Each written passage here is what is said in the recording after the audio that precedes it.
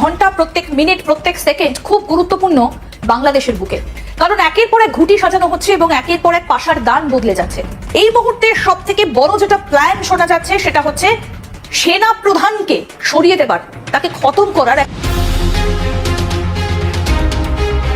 এদিকে মহাপরিকল্পনা চলছে বাংলাদেশের ভিতরে।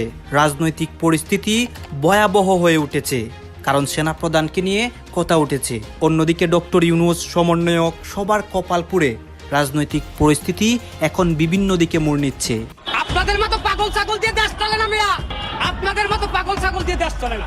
সব মেনে নেব, এই দেশ নিয়ে ষড়যন্ত্র করবে তার বিরুদ্ধে আমরা অ্যাকশন নেব। গত 7 মাস ধরে মোহাম্মদ ইউনূস সাহেব বাংলাদেশে এই যে খেলাটা খেলছে, এই খেলাতে প্রত্যেকটা চাল এমন ভাবে মোহাম্মদ ইউনূস এখনো পর্যন্ত দিয়ে এসেছে, যেখানে প্রত্যেকটা চালেই তিনি বাজিমাত করেছে। একেবারে সূক্ষ্ম চাল, মেপে মেপে চাল দিয়ে। হাতে মাত্র 72 ঘন্টা, তার মধ্যেই বাংলাদেশে ঢুকছে জাতিসংঘ। কিন্তু কেন, কি কারণে জাতিসংঘ বাংলাদেশে ঢুকছে? এই মুহূর্তে সব থেকে বড় যেটা প্ল্যান শোনা যাচ্ছে সেটা হচ্ছে ওয়াকারুজ্জামানের বিরুদ্ধে কেন এতটা খারাপ একটা জনমত গড়ে উঠলো বাংলাদেশের এই মুহূর্তে দাঁড়িয়ে যে তত্ত্বাবধায়ক সরকার রয়েছে তার মধ্যে কারণটা কি? একটা প্রশ্ন যদি এই মুহূর্তে বাংলাদেশের মানুষকে করা হয়, দেশের শাসক হিসেবে আপনারা কাদের চাইছেন? কেউ কেউ বলবেন রাষ্ট্রপতি শাহাবুদ্দিন চুপ্পুর নাম। রাষ্ট্রপতি শাহাবুদ্দিন চুপ্পু একমাত্র সেই হাসিনা আমলের অন্তত সরকারে রয়েছেন থাকা ব্যক্তি, এখনো অব্দি যিনি রয়েছেন তার জায়গায় তিনি শাহাবুদ্দিন চুপ্পু। বাংলাদেশের এখন যে পরিস্থিতি, বাংলাদেশের যে অস্থিতিশীল অবস্থা বিরাজ করছে, এই মুহূর্তে বাংলাদেশের মানুষ, সাধারণ মানুষ, সব শ্রেণী পেশার মানুষ একটা জিনিস চায়, সেটি হচ্ছে সেনা শাসন আসুক অথবা বাংলাদেশ সেনাবাহিনী ক্ষমতা গ্রহণ করুক। আল্লাহর ওয়াস্তে তারা দূর হোক। তারা দূর হইলে পরে তারা যদি এই দেশ থেকে চলে যায় সরকার থেকে, তাহলে আইন শৃঙ্খলা সব ঠিক হয়ে যাবে। কারণ তারা এটা করতেছে। কি একদমের কথাটা দেখেন, সার্জিস আলম কি বলছে। গাইস, এতক্ষণ দেখলেন ভিডিওর শিরোনাম, আর এখন দেখবেন বিস্তারিত। তো বন্ধুরা, ইতিমধ্যে আপনারা ভিডিওর শিরোনাম দেখে কিন্তু বুঝতেই পারছেন আজকের ভিডিওটা কতটা গুরুত্বপূর্ণ। দয়া করে কেউ স্কিপ করবেন না। যদিও বর্তমান বাংলাদেশের রাজনীতির অবস্থা বিশাল ভয়াবহ, আপনারা ভিডিও স্কিপ করে দেখলে খবরের কিছুই বুঝতে পারবেন না। যাই হোক বন্ধুরা, আজকের খবর নিয়ে আমরা পর্যালোচনা এবং তদন্ত করে বেশ কয়েকটি খুবই গুরুত্বপূর্ণ তথ্য এবং ভিডিও ফুটেজ পাই, যা আজকের ভিডিওতে সেগুলোই এক এক করে ধারাবাহিক তুলে ধরবো। যদিও আজকের ভিডিওটা কিছুটা বড় হতে পারে, তবে আজকের ভিডিওতে জানতে পারবেন এমন কিছু অজানা গোপন তথ্য যা জানলে আপনিও ইতিমধ্যে অবাক হতে বাধ্য। সেই সাথে আরো জানতে পারবেন বর্তমান বাংলাদেশের রাজনীতির প্রেক্ষাপট আসলে কোন দিকে যাচ্ছে। বন্ধুরা চলুন, ভিডিওতে আজকের বেশি কথা বাড়াবো না, সরাসরি আজকে আমরা চলে যাব মূল ভিডিওতে, আর সেখানে দেখবো আজকের ভিডিওর বিস্তারিত। শেখ হাসিনা সরকারের পতনের পর ডক্টর ইউনূস ক্ষমতায় আছেন এবং তাকে সাপোর্ট করছে সেনাবাহিনী, বিভিন্ন দল, ছাত্ররা। এখন মাঠে নেই আওয়ামী লীগ। এখন এই অবস্থায় দেশের আইন শৃঙ্খলা পরিস্থিতি খুবই উত্তপ্ত। ডাকাতি, ছিনতাই, ধর্ষণ এগুলো নিয়ে উত্তাল দেশ। এখন এর মধ্যে গতকাল 11 মার্চ হঠাৎ ভারতের একটি পত্রিকা হিন্দুস্তান টাইমস, তারা বাংলাদেশের সেনাপ্রধানকে নিয়ে একটা নিউজ করেছে। তারা বলছে যে বাংলাদেশের সেনাপ্রধান ওয়াকারুজ্জামানকে সরানোর ষড়যন্ত্র চলছে ঢাকায় এবং এটা নজরদারি করছে আইএসআই ঘনিষ্ঠ জেনারেল ফয়জুরের উপর। এখন খবরে বলা হয় কয়েকদিন আগেই বাংলাদেশে গিয়েছিলেন আইএসআই এর কর্মকর্তারা এবং সেখানে লেফটেন্যান্ট জেনারেল ফয়জুর রহমানের সাথে তাদের বৈঠক হয় এবং এই লেফটেন্যান্ট জেনারেল ফয়জুরকে বলা হয় তিনি একজন জামাতপন্থী এবং তিনি জেনারেল ওয়াকারকে সরানোর ষড়যন্ত্রে লিপ্ত। রিপোর্ট সেটা বলছে এবং ওই রিপোর্টে এটাও বলা হয় যে লেফটেন্যান্ট জেনারেল ফয়জুর রহমান সেনার সদর দপ্তরে জেনারেলদের একটা বৈঠক ডাকেন যারা তাকে সমর্থন করেন এবং নিজের কি শক্তি সেটা যাচাই করেন। কিন্তু সেই শক্তি যাচাই করতে গিয়ে তিনি সেনা প্রধানের বিরুদ্ধে সেভাবে জেনারেলদের সমর্থন জোটাতে পারেননি, যাদেরকে তিনি হয়তো আশা করেছিলেন। এবং এই সংবাদে এটাও বলা হয় যে 10 জন জেনারেল ষড়যন্ত্রে সামিল এবং কোনো মেজর জেনারেল তারা আবার লেফটেন্যান্ট জেনারেল পদে পদোন্নতি চান। এখন এই যে 10 জনের কথা বলা হয়েছে, সেখানে তারা নামও দিয়েছে ওই জেনারেলদের, এবং তারা কোথায় কে কোন জায়গায় পোস্টিং সেটাও উল্লেখ করেছে। এখন এই যে সেনাপ্রধান জেনারেল ওয়াকার বিরোধী কারা, তাদের নাম উল্লেখ সহ এই সংবাদ করা হয়েছে, কিন্তু অনেকেই মনে করেন এটা ধারণাপ্রসূত অথবা কল্পনাপ্রসূত বা উদ্দেশ্যমূলক হতে পারে, এবং এটাকে অনেকে গুজব হিসেবে দেখছেন। এবং সম্প্রতি ভারতীয় কিছু মিডিয়া সেনাবাহিনী, সংখ্যালঘু নির্যাতন, এইসব বিভিন্ন বিষয়ে অতিরঞ্জিত খবর প্রচার করছে বলে বাংলাদেশ সরকার অভিযোগ করেছে। তো এখন সেনাবাহিনী সুশৃঙ্খলিত একটি বাহিনী, তারপরও আমাদের দেশের যে সেনাবাহিনীর ইতিহাস, সেখানে কু হয়েছে, সেনাবাহিনী জনগণের খেদমতে নিয়োজিত হয়েছে, এবং 2024-এ আমরা দেখলাম সেনাবাহিনী ক্ষমতার লোভও দেখায়নি, এবং বর্তমান সরকার তাদেরকে ম্যাজিস্ট্রেসি ক্ষমতাও দিয়েছে, আইন শৃঙ্খলা নিয়ন্ত্রণের কাজ করছে। তো যাই হোক, এখন যা বোঝা যাচ্ছে যে এই সংবাদ কতটুকু বস্তুনিষ্ঠ সেটা নিয়ে প্রশ্ন আছে। জুলাই আগস্টে বাংলাদেশে কি ঘটেছিল, আসলে কতটা নৃশংস ভয়াবহ পরিস্থিতি হয়েছিল।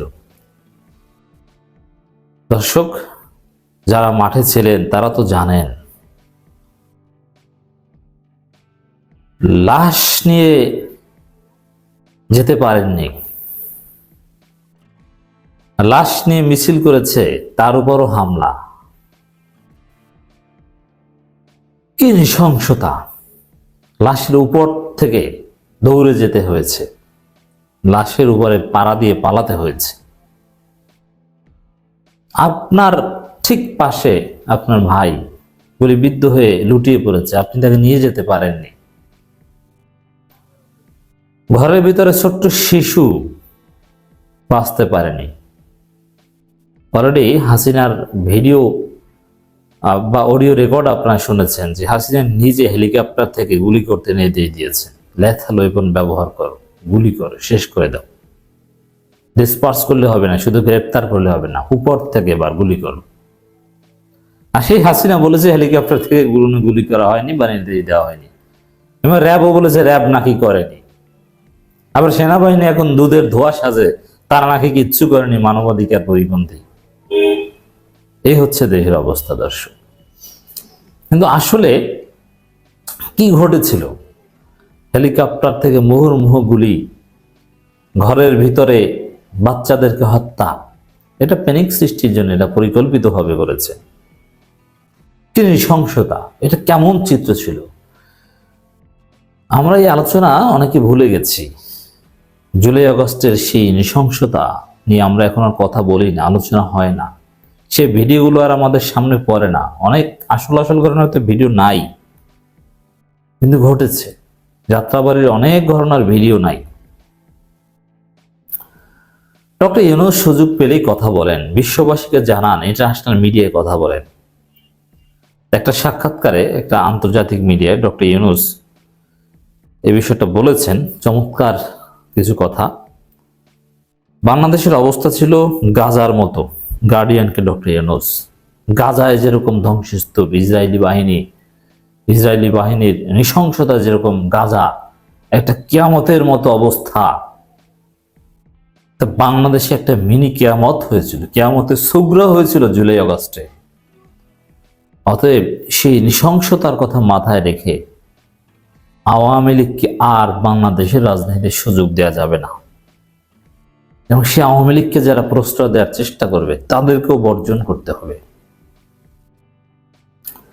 বাংলাদেশকে গাজার মতো পরিস্থিতি বানিয়েছিল, ফিলিস্তিনের গাজার মতো। ডক্টর ইউনূস এটাই বলছেন এবং এটাই সত্য। এই কথাগুলো আমাদের মাঝে মাঝে আলোচনায় রাখতে হবে, তাহলে শেখ হাসিনার প্রতি ঘৃণা, আওয়ামী লীগের প্রতি ঘৃণা আমাদের বেড়ে যাবে। অনেকেই আওয়ামী লীগকে নর্মালাইজ করছেন। আওয়ামী লীগের লোকজনের মধ্যে সামান্য অনুতপ্ততা বোধ নেই। বাংলাদেশের অন্তর্বর্তী সরকারের প্রধান উপদেষ্টা হিসাবে দায়িত্ব গ্রহণ এবং সে সময় দেশের পরিস্থিতি কেমন ছিল তার বর্ণনা দিয়েছেন ডক্টর মোহাম্মদ ইউনূস। ব্রিটিশ সংবাদ মাধ্যম দি গার্ডিয়ানকে দেওয়া এক সাক্ষাৎকারে তিনি বলেন, বাংলাদেশের অবস্থা ছিল ক্ষতবিক্ষত, ঠিক আরেকটি গাজার মতো। চিন্তা করেছেন, গাজার মতো, যুদ্ধ বিধ্বস্ত। তা গাজায় কি যুদ্ধ হয়েছিল? আর এখানেও যুদ্ধ হয়েছিল। ওরা ছিল ভারী অস্ত্র শস্ত্রে সজ্জিত, ভারতীয় অস্ত্র সহ, আর আমরা ছিলাম নিরস্ত্র। আমাদের হাতে ছিল সর্বোচ্চ ক্রিকেটের স্টাম্প আর ইটের টুকরা, ওটাই ছিল আমাদের অস্ত্র। তো দর্শক, এই জন্য আমি বলেছি এটা এক প্রকার যুদ্ধ ছিল, কারণ আমি নিশ্চিত জীবন দিব বা যুদ্ধে যেরকম মানুষ বিদায় নিয়ে আসে, সেখানে এভাবেই এসেছিল আমাদের সন্তানেরা, ভাইরা, বোনেরা। বিশেষ করে অগাস্ট মাসে, জুলাইয়ের শেষের দিকে। এই জন্যে গণভবন থেকে বিভিন্ন জিনিসপত্র নিয়ে যাওয়া বা এগুলো আওয়ামী লীগের বিভিন্ন জিনিসপত্র নিয়ে যাওয়া, এগুলোকে আমি ব্যক্তিগতভাবে বলেছি এগুলো ভক্ষণ করা, এগুলো নির্দিষ্ট নিয়মে ভাগ করে নেওয়াটা জায়েজ। এটা গনিমতের সাথে তুলনা করা যায়। আপনি যাই বলেন, এটা এক প্রকার যুদ্ধ ছিল এবং ছেলেরা যুদ্ধ এই ঘোষণাটাই দিয়েছে, যুদ্ধ শব্দটা লিখেছে ফেসবুকে। গাজার মতো একটি অবস্থা। দি গার্ডিয়ান বলছে, শেখ হাসিনা পতন এবং তার স্বৈরাচারী কাঠামো ধসে পড়ার পর ক্ষতবিক্ষত বাংলাদেশকে নেতৃত্ব দেওয়ার দায়িত্ব নেন নোবেল পুরস্কার বিজয়ী 84 বছর বয়সী অর্থনীতিবিদ ডক্টর মোহাম্মদ ইউনূস। দেখেন, এখানে সেই গাজার মতো অবস্থা থেকে ডক্টর ইউনূস খুব দ্রুত সময়ের মধ্যে যে উন্নতি করেছেন, এটা শুধু ডক্টর ইউনূসের পক্ষে সম্ভব ছিল, অন্য কারো পক্ষে সম্ভব ছিল না। বাংলাদেশের সিগনিফিকেন্ট ডেভেলপমেন্ট হয়েছে পরিস্থিতি। সাক্ষাৎকারে ডক্টর ইউনূস বলেন, শিক্ষার্থীদের অনুরোধেই তিনি অন্তর্বর্তী সরকারের নেতৃত্ব দিতে রাজি হন। তিনি যখন দায়িত্ব গ্রহণ করেন তখন পুরো বাংলাদেশ ছিল রক্তে রঞ্জিত। তিনি বলেন, শেখ হাসিনা দেশের অপূরণীয় ক্ষতি করে গেছেন। এটি ছিল সম্পূর্ণরূপে বিধ্বস্ত একটি দেশ, আরেকটি গাজার মতো। তবে গাজার মতো সেখানে ভবন ধস করা হয়নি, বরং পুরনো প্রতিষ্ঠান, নীতি, মানুষ এবং আন্তর্জাতিক সম্পর্ক ধসে পড়েছিল। আর হতাহতের ঘটনা গাজার চাইতে কোনো অংশে কম না। এত অল্প সময়ের মধ্যে এত নিহত হওয়ার ঘটনা, এটা ইসরায়েলি হামলায় ফিলিস্তিনও সবসময় হয় না, মাঝে মাঝে 2-1টা বোমা হামলায় হয়। যেমন একদিনে 50 জন 100 জন নিহত হলেও এটা নিয়ে তোলপাড় হয় গাজায়। আর এখানে একদিনে তার চেয়ে 200, 250, 300 এরকম নিহত হয়েছে। গত 5 আগস্ট ছাত্র জনতার অভ্যুত্থানে আওয়ামী লীগ সরকারের পতন হয়। আন্দোলনের দমনে শেখ হাসিনা ব্যাপক নৃশংসতা ঘটান। তবে বিক্ষোভ দমনে ব্যর্থ হয়ে বিক্ষুব্ধ জনতার প্রতিরোধের ভয়ে হেলিকপ্টার করে দেশ ছেড়ে পালিয়ে যান তিনি। দেশ ছেড়ে ভারতে আশ্রয় নেন ক্ষমতাচ্যুত প্রধানমন্ত্রী শেখ হাসিনা। এখনো তিনি সেখানে আছেন। তো যে ভারত তাকে আশ্রয় দিয়েছে, তাদের সাথে আমরা খেলবো, চীনকে সাথে নিয়ে। চীন দেখেছেন না, ডক্টর ইউনূসকে নিতে আলাদা বিমান পাঠাচ্ছে। তাদের খেলা হবে সামনে, অনেক প্রজেক্ট, অনেক চুক্তি টুক্তি হবে, অপেক্ষা করুন। ভারত উচিত শিক্ষা পাবেন। শেখ হাসিনার শাসনামল নিয়ে প্রধান উপদেষ্টা বলেন, হাসিনার শাসনামলে কোনো সরকার ছিল না, ছিল দস্যুদের একটি পরিবার। সরকার প্রধানের যে কোনো আদেশই তখন সম্পন্ন করা হতো। বিষয়টি এরকম যে কেউ সমস্যা তৈরি করেছে, আমরা তাদের উধাও করে দেব। কি নির্মম বাস্তবতা! কথা বলতে পারতাম না, দেশে আসতে পারতাম না, যে কোনো সময় আমাদেরকে শেষ করে দিবে। কিন্তু এখন কথা বলার ভয় নেই। এই জন্য বর্তমান দেশে যে কিছু অন্যায় হয়, আইন শৃঙ্খলা পরিস্থিতি কিছুটা অবনতি আছে, যেটা হাসিনা আমলের চাইতে কম। কিন্তু তখন আমরা কথা বলতে পারতাম না, কিন্তু এখন আমরা বলতে পারি। এটাই হচ্ছে পার্থক্য। এই জন্য মনে হয় যে এখন অনেক কিছু ঘটছে না, এখন যা ঘটছে তার চাইতে বেশি তখন ঘটত। এছাড়া নির্বাচন করতে চান, আমরা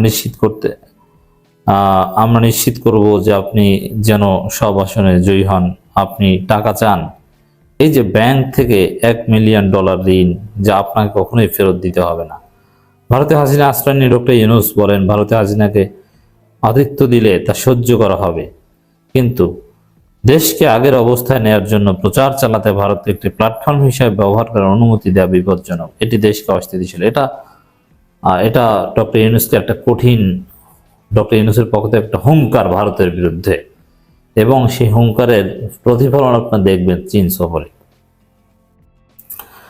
কারণ বলছে বাংলাদেশ হাসিনার শাসনামল ছিল স্বৈরাচার, সহিংসতা, দুর্নীতির অভিযোগে ভরপুর। জুলাই ও আগস্ট মাসে রক্তক্ষয়ী আন্দোলনে কয়েক সপ্তাহের মধ্যে সমাপ্তি ঘটে জাতিসংঘ। যাই হোক দর্শক, এখানে এই প্রফেসর ইউনূসের এই সাক্ষাৎকারটি গার্ডিয়ানশিপের একটা তাৎপর্য হচ্ছে ভারতকে ডক্টর ইউনূস এখানে একটা কঠিন হুমকি দিয়েছেন। এজন্য ভারত জানে, মনে করে, বুঝে গেছে, বিশ্বাস করে যে ডক্টর ইউনূসকে নতজানু করা সম্ভব নয়। আগামীর বাংলাদেশ আমরা এরকমই দেখতে চাই। কিন্তু যদি বিএনপি আসে তাহলে শেষ। ভারতের আধিপত্যবাদ থেকে বাংলাদেশকে মুক্ত করতে ডক্টর ইউনূসের যে অগ্রগতি, বাংলাদেশের জনগণের যে অগ্রগতি, বিএনপি আসলে শেষ।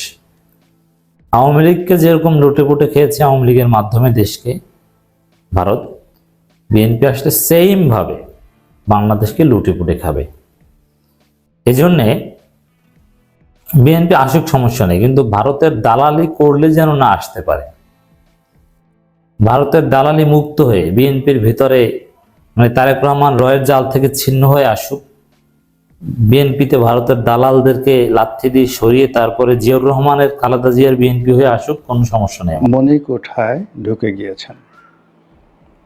আপনি বা আমি তাদেরকে নিয়ে যতই সমালোচনা করি, তাদেরকে যতই তুচ্ছ এবং তাচ্ছিল্য করি, তারা বহু মানুষের দোয়া, বহু মানুষের আশীর্বাদ এবং বহু মানুষের শুভাশিসের উপলক্ষ হয়ে পড়েছেন। এই তিনজন মানুষের মধ্যে আমি বয়স কার কত বেশি আমি বলতে পারবো না, এই জন্য আমি ঠিক সামনে পিছনে এভাবে আনলাম না। আমি প্রথমেই বলি অ্যাডভোকেট ফজলুর রহমান, বিএনপির চেয়ারপারসনের উপদেষ্টা হিসেবে তিনি এখন রাজনৈতিক দায়িত্বে আছেন। আগে ছাত্রলীগের সভাপতি ছিলেন, মুজিববাদী ছাত্রলীগের সভাপতি ছিলেন, বর্ণাঢ্য রাজনৈতিক জীবন, সংসদ সদস্য ছিলেন।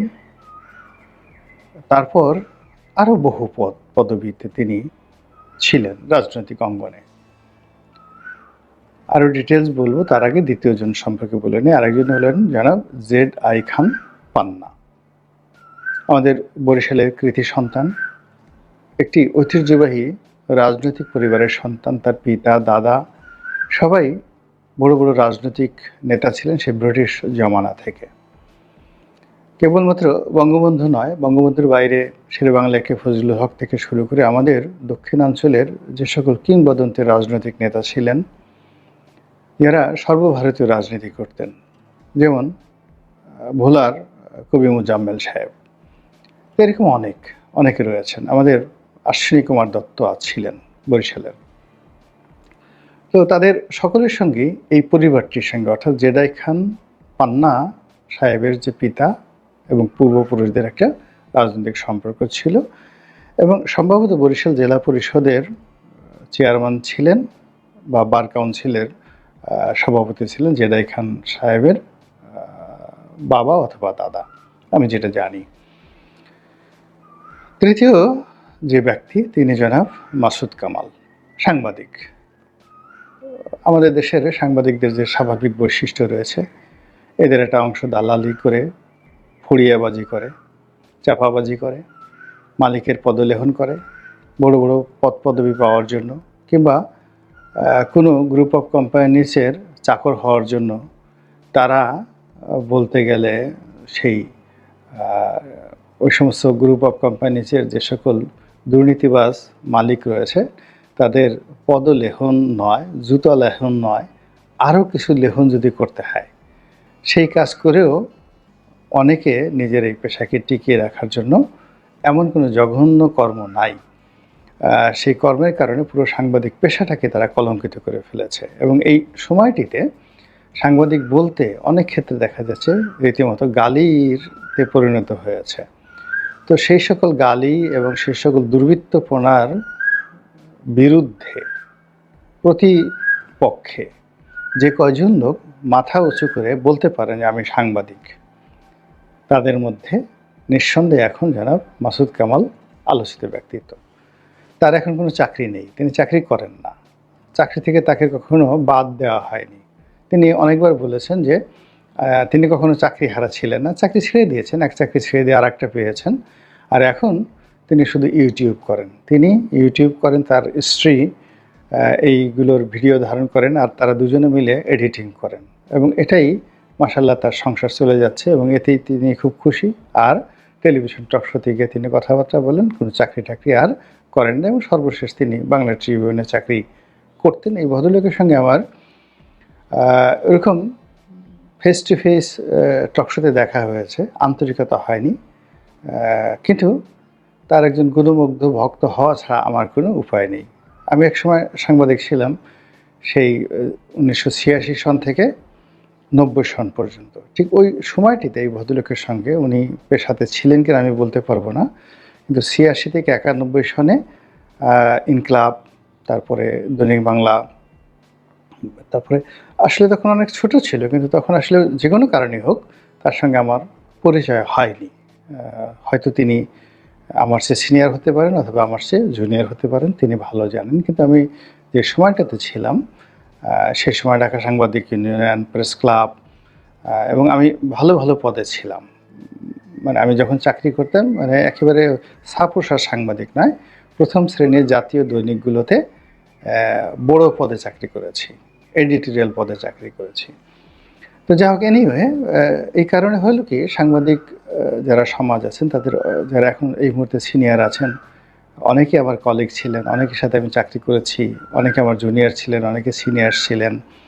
তো এই কারণে হয় কি, এই পেশায় কেউ যদি ভালো করে আমি খুব আনন্দিত হই, আর কেউ যদি মন্দ করেন সঙ্গতির কারণে আমার অপমান বোধ লাগে। তো এই তিনজন যে ব্যক্তি, এই তিনজন ব্যক্তি এখন বাংলাদেশের হিরো অব দ্য হিরো।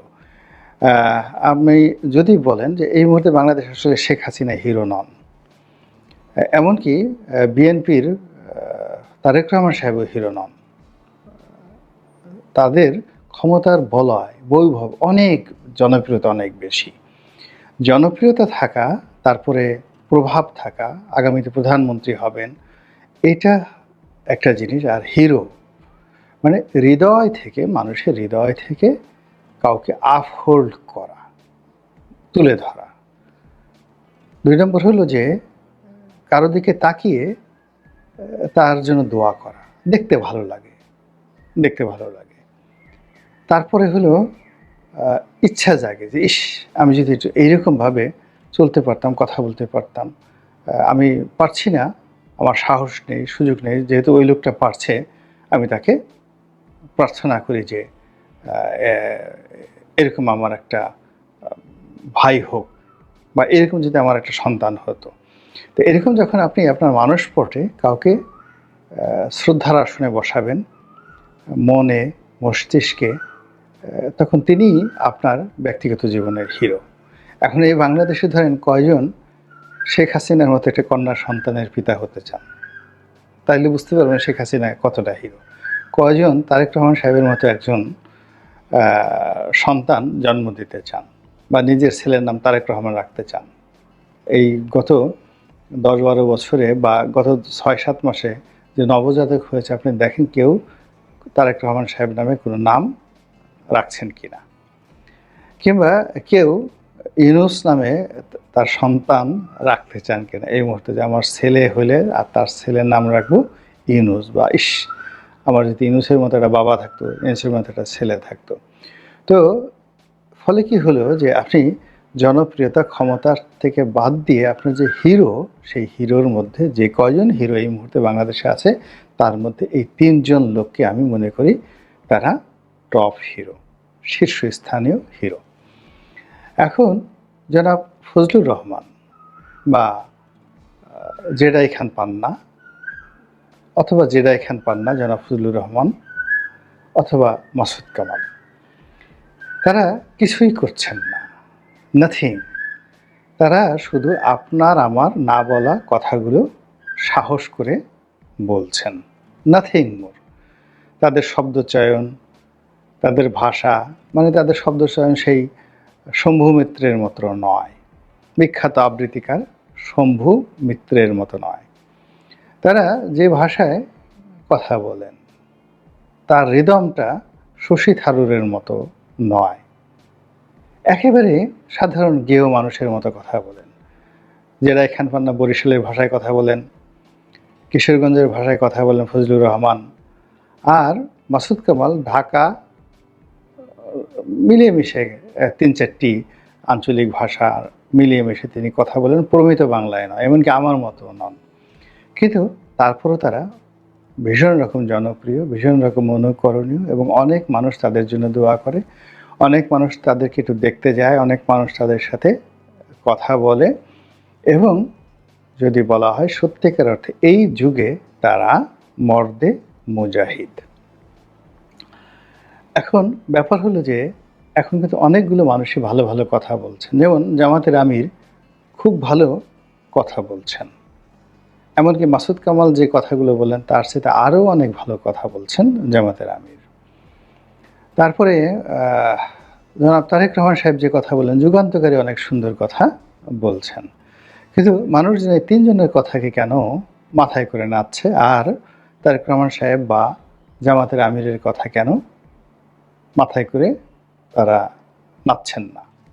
কারণটা হলো এই তিনজন মানুষ যে কথা বলছেন তারা কেউ মন্ত্রী হতে চান না, এমপি হতে চান না, তাদের কোনো রাজনৈতিক অভিলাষ নেই, 1।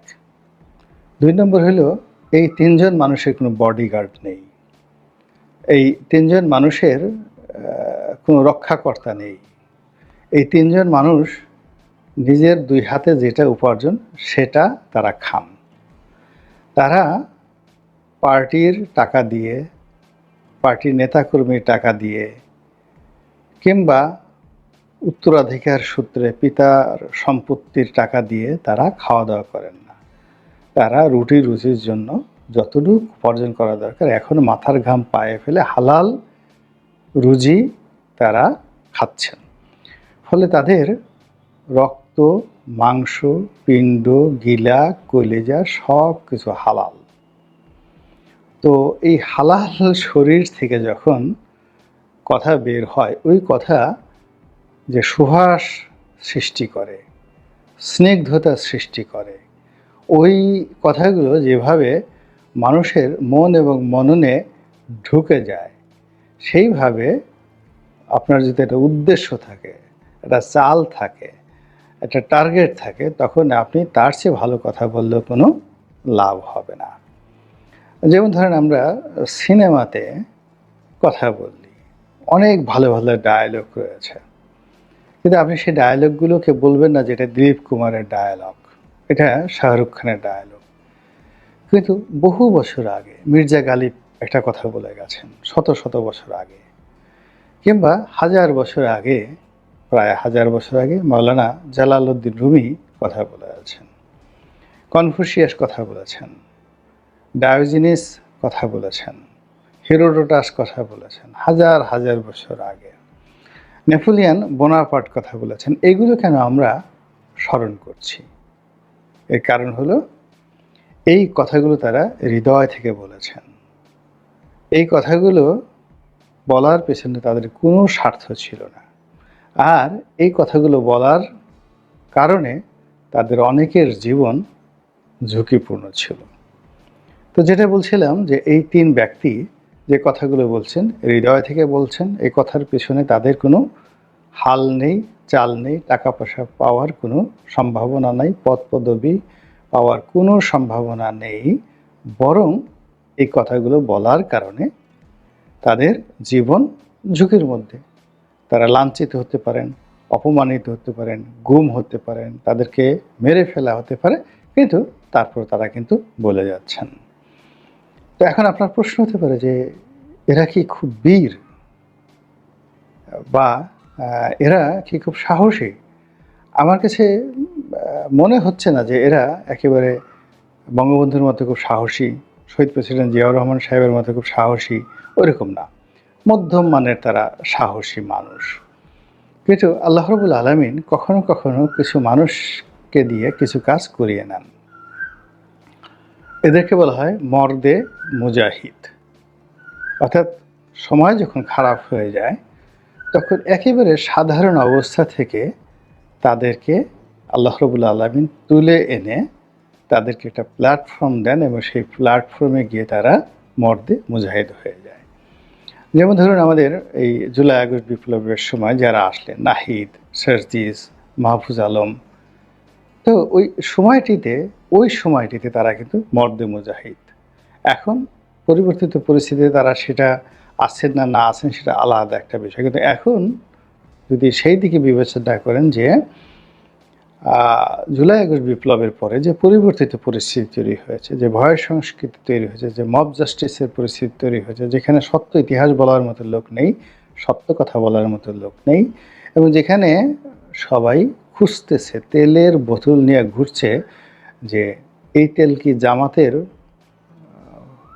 পায়ে দিলে বেশি লাভ হবে, নাকি বিএনপির পায়ে দিলে বেশি লাভ হবে, নাকি ডক্টর মোহাম্মদ ইউনূস এবং তার উপদেষ্টাদেরকে বা সমন্বয়কদের দিলে লাভ হবে। এইগুলো নিয়ে যখন খুব সিদ্ধান্তহীনতায় একটা বিশেষ শ্রেণীর লোক ঘুরছে, কিংবা কোন দলের মনোনয়ন পাওয়া যাবে, কিংবা এখন কোন কথা বললে মনোনয়ন বাদ হয়ে যেতে পারে, কোন দলের সদস্যপদ বাদ হয়ে যেতে পারে, পদপদবি বাদ হয়ে যেতে পারে, এই চিন্তায় যখন মানুষ অস্থির, তখন এরকম 3 জন লোক এই বাংলাদেশের মাটিতে বসে তারা ডরহীন, ভয়হীন, দ্বিধাগ্রস্ত না হয়ে আল্লাহর ওয়াস্তে যে জবানের হক আদায় করছেন, তারপরে মনের হক আদায় করছেন, মস্তিষ্কের হক আদায় করছেন, তাদেরকে আল্লাহ রাব্বুল আলামিন শিয়াল, কুকুর, পশু পাখি না বানিয়ে আশরাফুল মাখলুকাত বানিয়েছেন, মানুষ বানিয়েছেন।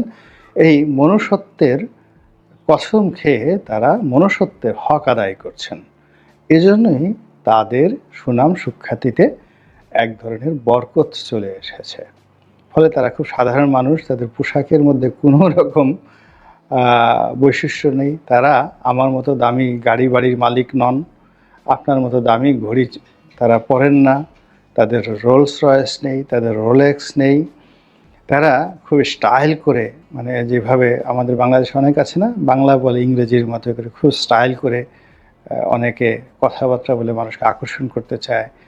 তারা কিছু মানুষ আছে যেখানে যায় সেখানে তারা বড় একটা চেয়ার পেতে হবে, সম্মান পেতে হবে, এরকম কিছু লোক আছে আমাদের সমাজে। কিছু মানুষ আমাদের সমাজে বুদ্ধিজীবী আছে, চুল বাঁকা করে রাখে, তারপরে শেষে তারা একটা কথা বলতে গেলে সেই কি বলবো, মানে এমন একটা ভাব নেয় যে তার সে পণ্ডিত ব্যক্তি এই পৃথিবীতে আর কেউ নেই। তো এই 3 জন মানুষ ওইরকম না, তারা খুব একেবারে সাহস, সরল, মেহনতি মানুষ। তারা যে কথাগুলো বলেন গ্রামের কৃষক বুঝতে পারে, আবার ঢাকা বিশ্ববিদ্যালয়ের ভাইস চ্যান্সেলর বুঝতে পারেন। ধন্যবাদ প্রিয় দর্শক শ্রোতা, আমাদের ফুল ভিডিওটি দেখার জন্য আপনাকে জানাই আমাদের চ্যানেলের পক্ষ থেকে লাল গোলাপের শুভেচ্ছা এবং ভালোবাসা। বন্ধুরা, আজকের ভিডিওটি দেখে কিন্তু আপনারা কনফিউজ যা ছিল সব কিছু দূর হয়ে গেছে। আজকে যে আলোচনা এবং সমালোচনা শুনলেন তা নিয়ে কিন্তু আপনাদের মনের মাঝে আর কোনো প্রশ্ন থাকবে বলে মনে হয় না, সব কিছু আপনারা ক্লিয়ার বুঝতেই পারছেন। আর এই ক্লিয়ার বোঝার মধ্যে যদি কেউ বুঝতে না পারেন সেক্ষেত্রে অবশ্যই আমাদের কমেন্ট বক্স কিন্তু ভাই আপনাদের জন্য অল টাইম ফাঁকা পড়ে আছে। আপনাদের জন্য আমাদের কমেন্ট বক্সের দরজা সারা জীবনের জন্য ফাঁকা আছে। আপনি কমেন্ট করবেন, আমরা পরবর্তী ভিডিওর মাধ্যমে সেই কমেন্টের রিপ্লাই দেওয়ার চেষ্টা করব। আর যদি ইমার্জেন্সি কোনো কমেন্ট হয়ে থাকে সেটা আমরা কমেন্টেই রিপ্লাই দেবো, নো টেনশন, আপনারা ধুমাইয়া কমেন্ট করতে থাকেন। আর এমন নিত্য নতুন আপডেট খবর সবার আগে পেতে চাইলে এখনই আমাদের এই পিচ্চি সাকিব ইউটিউব চ্যানেলটি সাবস্ক্রাইব করুন। ধন্যবাদ।